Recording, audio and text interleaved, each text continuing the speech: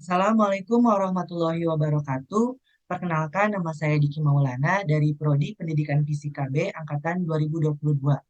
Video ini dibuat untuk memenuhi tugas strategi pembelajaran sains yang diampu oleh dosen Bapak Pauji Bakri MS.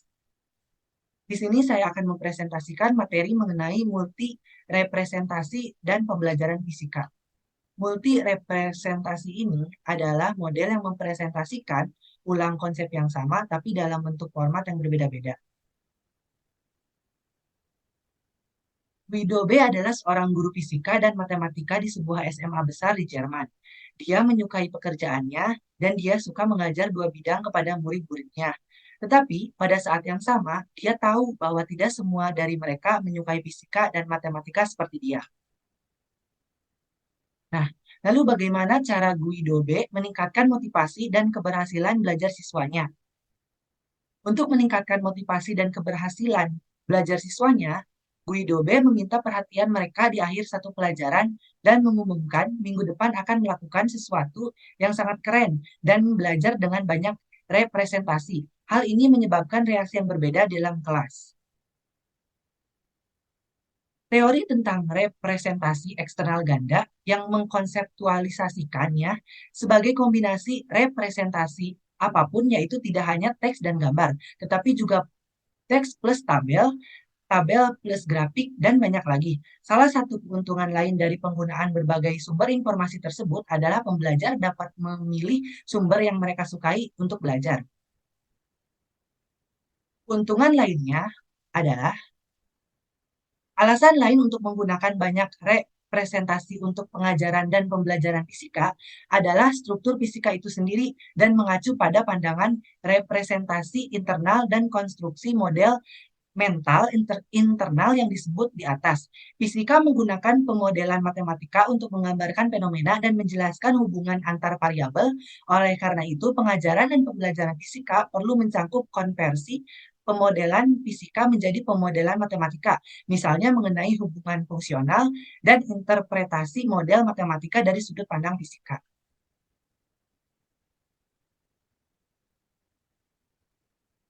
Singkatnya, tampaknya disarankan untuk menggunakan lebih dari satu format representasi untuk menyampaikan informasi dan untuk mendukung konstruksi pengetahuan. Dan inilah yang dipertimbangkan Guido B. saat membuat pengumuman di akhir pelajarannya. Dengan demikian, representasi tidak hanya untuk pembelajaran fisika, tetapi sejumlah teori mengklaim bahwa representasi dapat meningkatkan pembelajaran.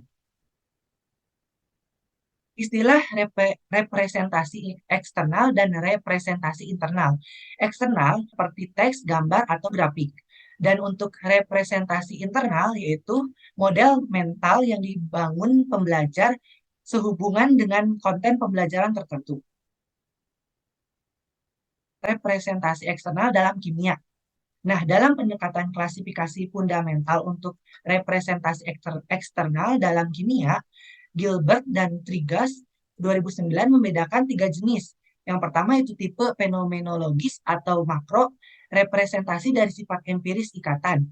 Kemudian model atau submikrotipe seperti model atom atau molekul. Misalnya model visual yang menggambarkan susunan entitas yang diasumsikan. Dan yang terakhir, tipe simbolik, yaitu tipe submikro selanjutnya disederhanakan menjadi simbol seperti H atau O. Sementara Gilbert dan Trigas 2009 menggunakan istilah representasi untuk eksternal, representasi terlihat serta untuk jumlah yang luar biasa dari penelitian desain instruksional yang berurusan dengan banyak representasi merujuk kurang lebih secara eksplisit hanya pada representasi eksternal, yaitu segala jenis visualisasi. Menurut taksonomi depth, design, function, and text, pembelajaran dengan banyak representasi mencakup dua atau lebih representasi eksternal yang secara optimal kasus diproses secara bersamaan. Ini dapat mencakup kombinasi teks gambar klasik yang dijelaskan dalam ITPC atau CTML. Tetapi juga melampaui pandangan ini dengan mempertimbangkan jenis kombinasi representasi eksternal lainnya.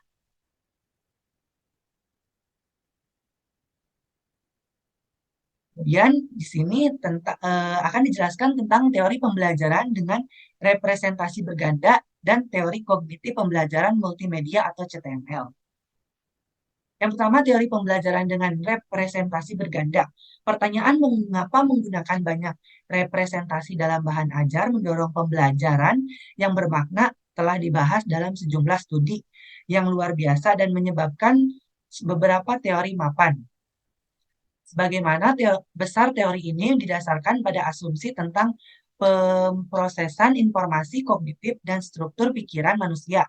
Artinya, working memory diasumsikan terbatas hubungan dengan jumlah informasi yang didapat diproses pada waktu tertentu.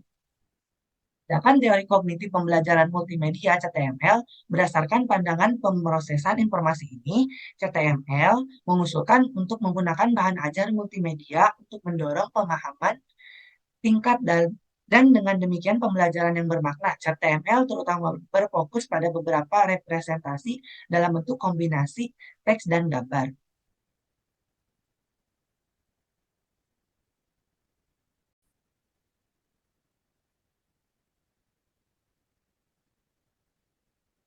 Untuk selanjutnya yaitu prinsip-prinsip representasi ganda.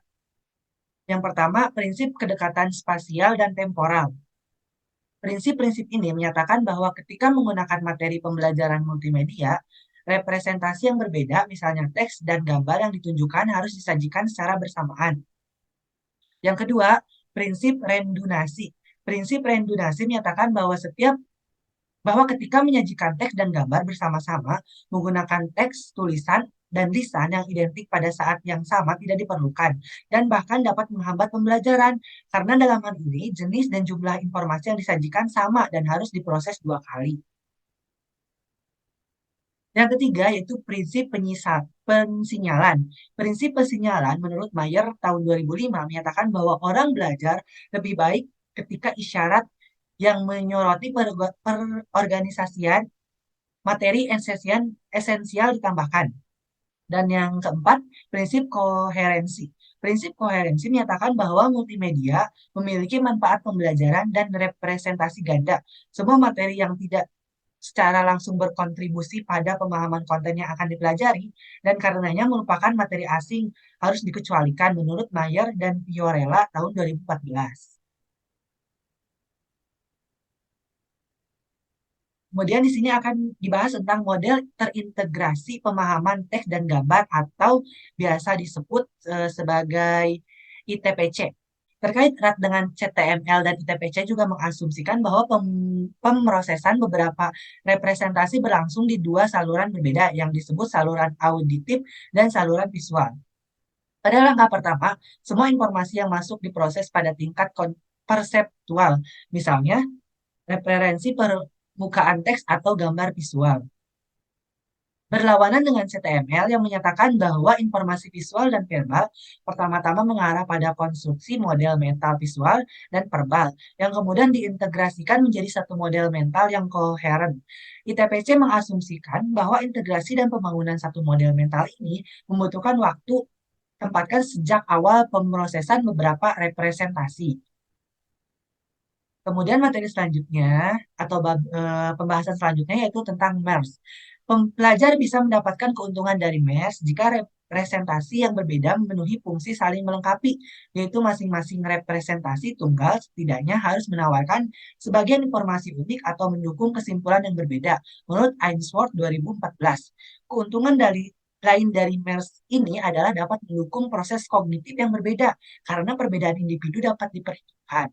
Selain memenuhi fungsi pelengkap dan mendukung berbagai proses kognitif, MERS juga dapat memberikan informasi tambahan yaitu representasi tunggal mengandung sebagian aspek yang berbeda, tapi saling melengkapi dari konsep fisika.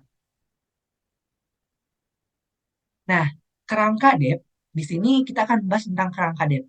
Yang pertama, jika satu representasi secara kognitif lebih akrab bagi pembelajar daripada yang lain, representasi yang akrab ini dapat membatasi interpretasi yang lain. Kemudian yang kedua, selain keakraban, juga sifat yang melekat pada representasi dapat membatasi interpretasi satu sama lain. Misalnya, bayangkan bekerja di restoran kelas dan harus Belajar bagaimana alat makan harus diletakkan di sekitar piring. Terakhir, fungsi ketiga dari beberapa representasi eksternal menurut kerangka kerja DEF adalah bahwa kombinasi semacam itu dapat meningkatkan tingkat pemahaman yang lebih dalam. Nah, singkatnya, beberapa representasi eksternal menurut Ainsworth dapat mendukung pembelajaran ketika mereka dirancang sedemikian rupa, sehingga mereka yang pertama mendukung proses kognitif yang berbeda atau menyertakan informasi lengkap. Yang kedua, membatasi opsi interpretasi sehingga mencegah interpretasi yang tidak akurat. Dan yang terakhir, mempromosikan pemahaman tingkat dalam melalui abstraksi, perluasan, dan hubungan. Nah, kemudian yang selanjutnya adalah gambar analog dan logis. Gambar analog ini akan menjadi visualisasi deskriptif daripada penggambaran.